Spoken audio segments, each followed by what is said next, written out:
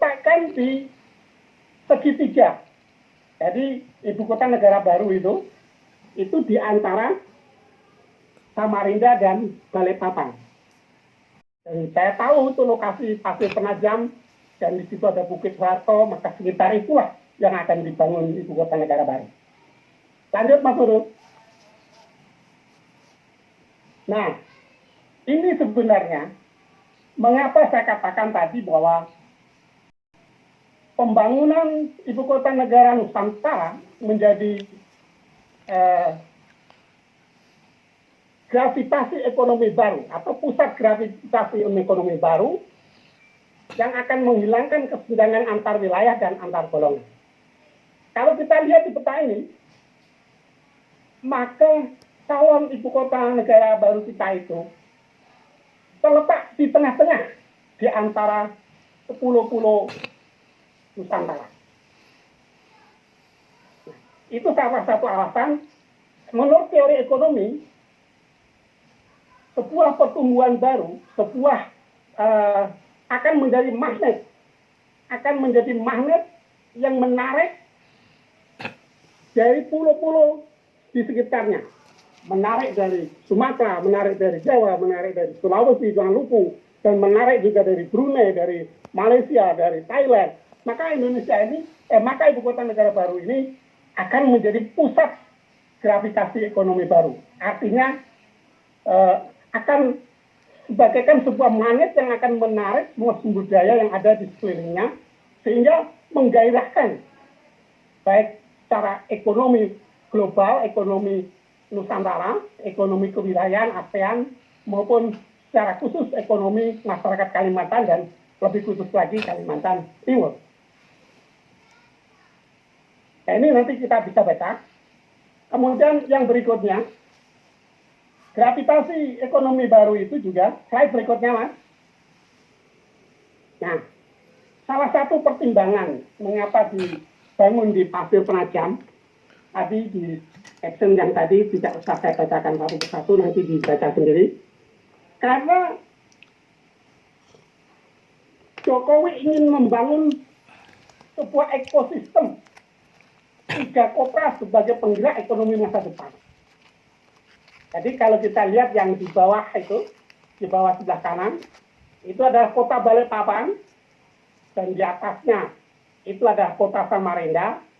Kemudian yang di sudut kiri bawah itu adalah ibu kota negara Nusantara. Nah, segitiga kota ini akan membentuk sebuah ekosistem 3 kota sebagai penggerak ekonomi masa depan. Nah, kita tahu bahwa Balikpapan itu adalah Abu Dhabi-nya Indonesia.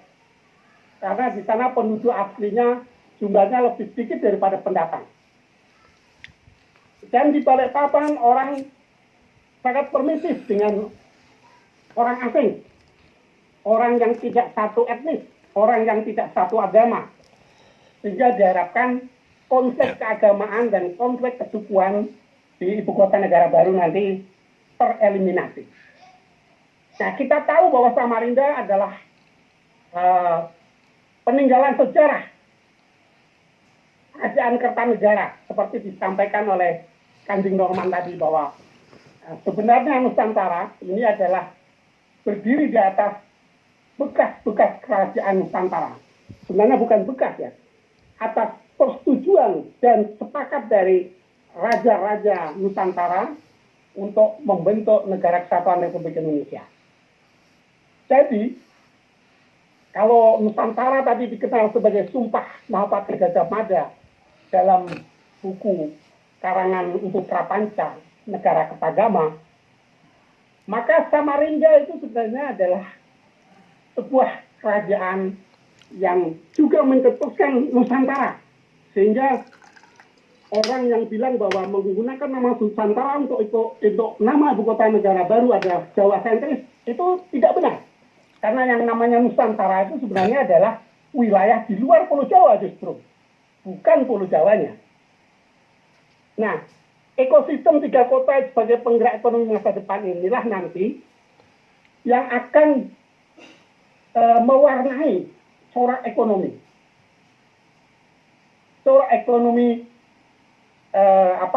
seluruh Indonesia. Jadi melalui ibu kota negara baru, sistem pemerintahan yang smart government itu nanti akan ditularkan ke seluruh wilayah di negara Indonesia, mulai dari dipancarkan dari ibu kota negara baru.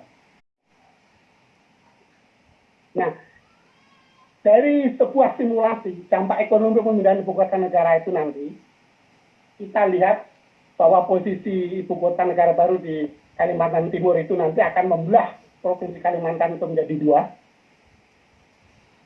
Nanti akan meningkatkan gross domestic product atau produk domestik bruto itu minimal 0,1%. Itu akan mendorong pertumbuhan ekonomi. Kemudian meningkatkan arus perdagangan antar wilayah. Nah, antar wilayah di sini tidak hanya Balikpapan, Samarinda, tapi juga Banjarmasin, Pontianak, Palangkaraya, dan juga Makassar, dan seluruh kota-kota besar di Palu dan kota-kota besar di Sumatera, begitu juga di Jawa. Karena apa? Nanti begitu IKN ini dibangun, maka tidak hanya tenaga kerjanya, tetapi juga material pembangunannya, para ahli, para expertnya itu akan berdatangan. Dan juga supplier makanan, supplier bahan pokok, kemudian material bangunan itu juga akan berdatangan ke sana. Sehingga akan meningkatkan arus perdagangan lebih dari 60%. Kemudian di sana juga akan terjadi peningkatan investasi yang besar-besaran. Kita tahu bahwa batu bara itu nanti tidak akan dibakar sebagai batu, tetapi akan dijadikan gas yang berasal dari batu bara. Jadi 1-2 tahun ke depan kita tidak pakai LNG lagi, tapi kita akan menggunakan gas batu bara yang dikenal dengan DME itu. Jadi kita siap-siap saja bahwa Kalimantan akan menjadi pusat investasi, karena waktu Jokowi berkunjung ke Abu Dhabi kemarin, maka negara Emirat Arab itu, Pangeran Emirat Arab itu sudah berjanji akan menanamkan modalnya di Kalimantan dan juga di Sumatera untuk mengubah batu bara ini menjadi gas yang berasal dari batu bara. Jadi sebentar lagi yang namanya pembangkit listrik tenaga uap yang selama ini disuplai dengan batu bara yang dibakar begitu saja, nanti akan dihilangkan, diganti dengan pembangkit listrik tenaga baru dan terbarukan, yaitu yang diubah dari batu bara menjadi gas. Nah, lanjut, Mas Nurul. Jadi itu semua akan menjadi pusat gravitasi ekonomi baru yang akan membangkitkan produk domestik bruto dan juga meningkatkan arus perdagangan yang pada akhirnya akan meningkatkan akan menurunkan kesenjangan pendapatan antar golongan. Nah, ada semboyan ataupun moto yang dipakai oleh IKN Nusantara, yaitu locally integrated, globally connected, dan universally inspired. Jadi artinya, dengan dibangunnya IKN Nusantara, itu akan dapat mengintegrasikan seluruh potensi lokal, baik yang ada di Kalimantan sendiri, maupun di Sumatera, di Jawa, maupun di Sulawesi, Maluku, dan Papua, Nusa Tenggara. Tetapi juga globally connected. Karena apa? Secara geografis, letak ibu kota negara Nusantara ini lebih dekat dengan negara Malaysia, Brunei, kemudian Singapura, Thailand, dibandingkan Jakarta. Dia juga diapit oleh 2 selat pelayaran internasional, yaitu Selat Karimata dan Selat Makassar. Jadi di sana punya pelabuhan. Pelabuhannya ada 2, pelabuhan di Balikpapan dan juga pelabuhan di Samarinda. IKN Nusantara tidak perlu membangun bandar udara baru, karena sudah ada, karena nanti jarak bandar udara Kepinggan Balikpapan ke ibu kota negara baru itu cuma 30 menit. Nggak beda dengan dari Jakarta Pusat, dari Istana Negara ke Kemayoran ataupun ke Halim. Malah justru yang akan dibangun adalah bandar udara SpaceX oleh Elon Musk yang konon nanti pesawatnya super canggih, super cepat, dan lebih cepat dari kecepatan suara, mendekati kecepatan cahaya. Maka dari bandar udara SpaceX itu ke Amerika itu hanya butuh waktu 2 jam. Jadi nanti banyak orang-orang dari Malaysia, Singapura, Thailand, kemudian bahkan Filipina mungkin juga, itu akan datang ke ibu kota negara baru kalau mau pergi ke Amerika, karena pesawatnya cuma 2 jam. Nah itu makanya dia globally connected.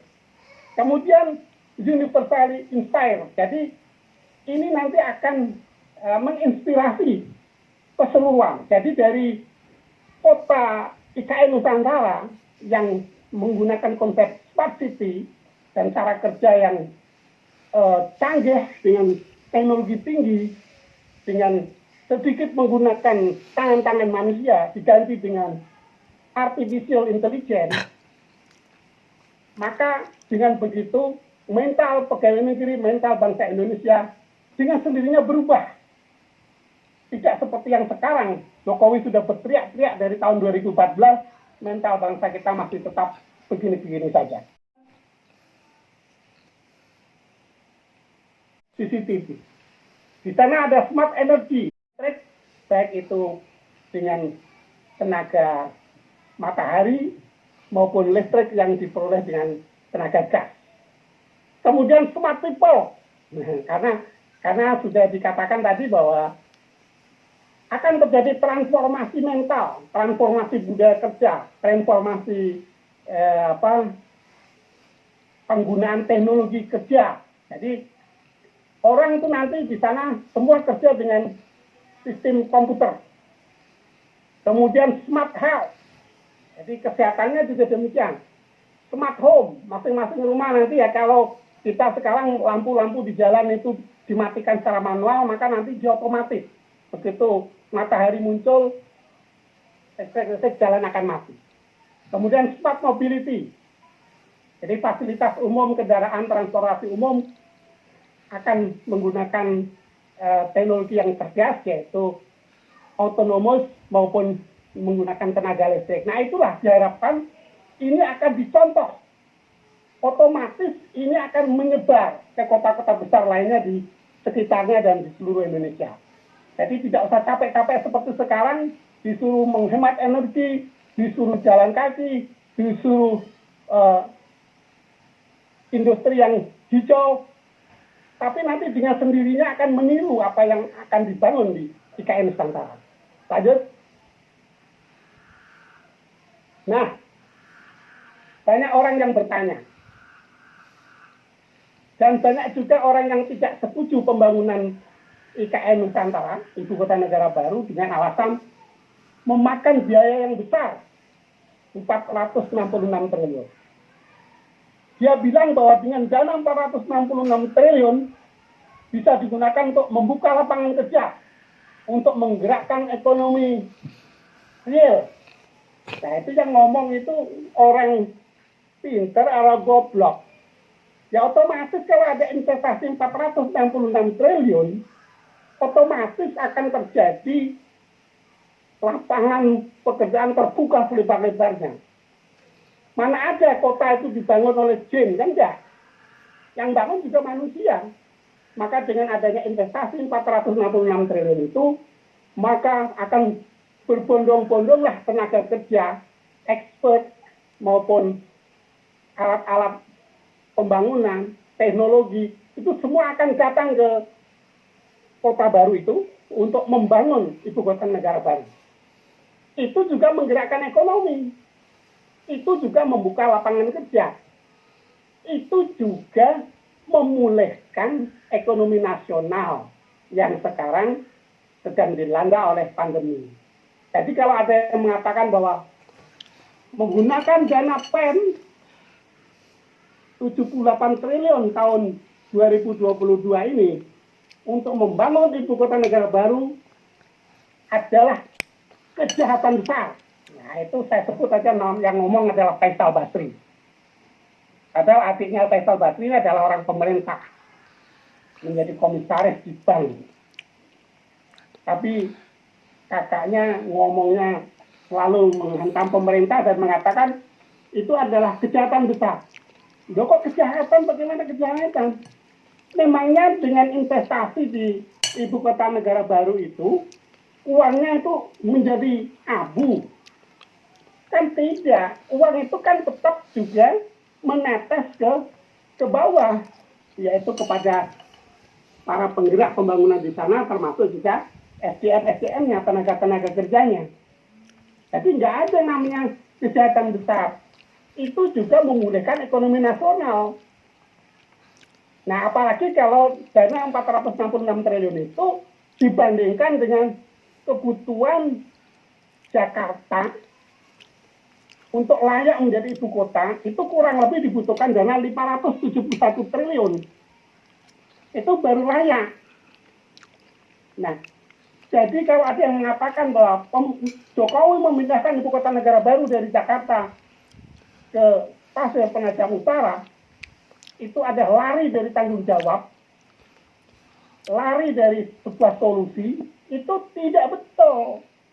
Karena yang saya katakan tadi, yaitu yang pertama adalah transformasi besar-besaran di seluruh lini kehidupan bangsa. Kemudian juga membangun sebuah pusat gravitasi ekonomi baru yang akan menghilangkan atau mengeliminasi kesenjangan baik antar wilayah maupun antar golongan. Jakarta tetap akan dibangun, karena Jakarta juga akan tetap menjadi pusat ekonomi dan keuangan. Lanjut.